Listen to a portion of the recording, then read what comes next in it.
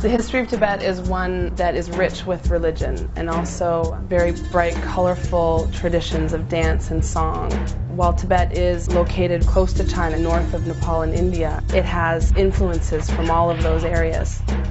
So much is incorporated inside of Tibet, but at the same time Tibet was so isolated. The way of life there is really unique to that elevation. It's the highest elevation in the world, the plateau, the roof of the world. It was an independent nation when China invaded in 1949. The communists took control of China, they invaded Tibet from the east, and for the next 10 years sort of took control of Tibet in a way that it became an absolutely desperate situation for the Tibetan government. Since 1959, the Dalai Lama has lived in India, and probably 135,000 Tibetans live with the Dalai Lama and the Tibetan government, which functions in exile.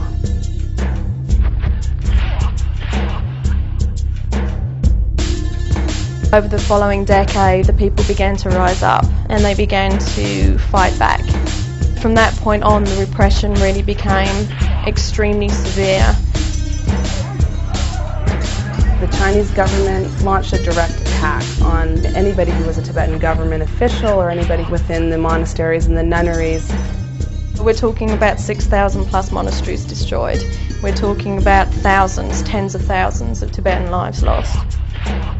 If anybody was found out to be doing anything that broke Chinese law, they were imprisoned, tortured.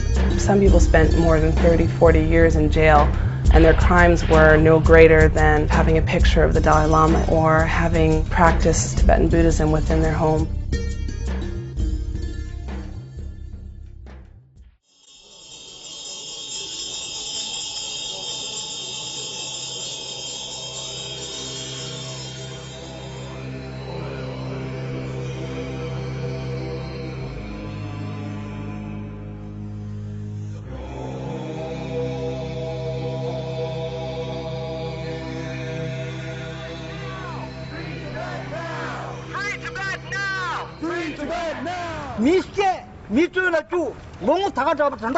Palden Gyatso is a Tibetan monk who spent more than 33 years in prison inside of Tibet for taking part in a demonstration and for putting up a poster. That was his crime.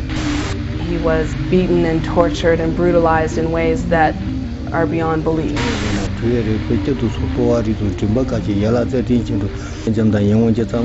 They strung him up by his arms from the ceiling, his shoulders popping out of their joints and just passing out from the extreme pain. Another thing that they quite regularly use on Tibetan political prisoners are cattle prods. Electrified prods that you would use on cattle to make them move along, they would use on people. On the nuns, they would rape them with these cattle prods.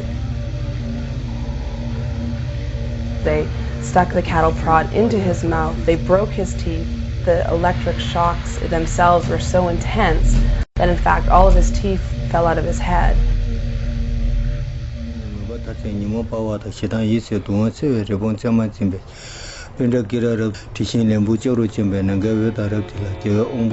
He was released from jail finally under pressure from Amnesty International and a letter writing campaign. Palden didn't just escape Tibet like so many people do right away.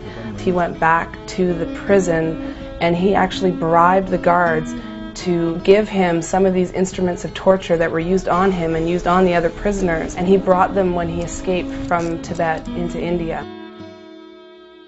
What that did for the rest of the world was it gave people a visual image, the actual instruments of torture that were used on him.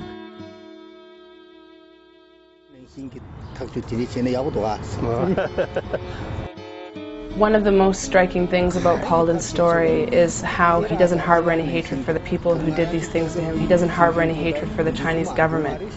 He truly embodies the ideals of Tibetan Buddhism, of love, of compassion, even for one's enemy.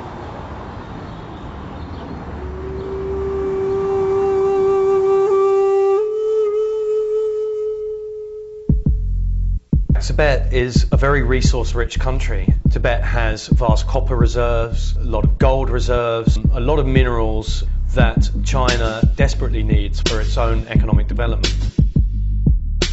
The resources are extracted and taken straight out of the region and used to fuel economies which don't really trickle down in any way to the Tibetan economy.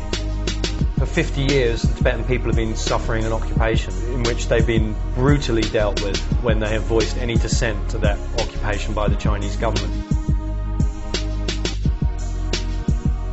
50 years on, there are very little signs of the Chinese loosening their grip. In fact, they're tightening their grip because suddenly technology has advanced, which has enabled them to extract the natural resources that they've always known is there.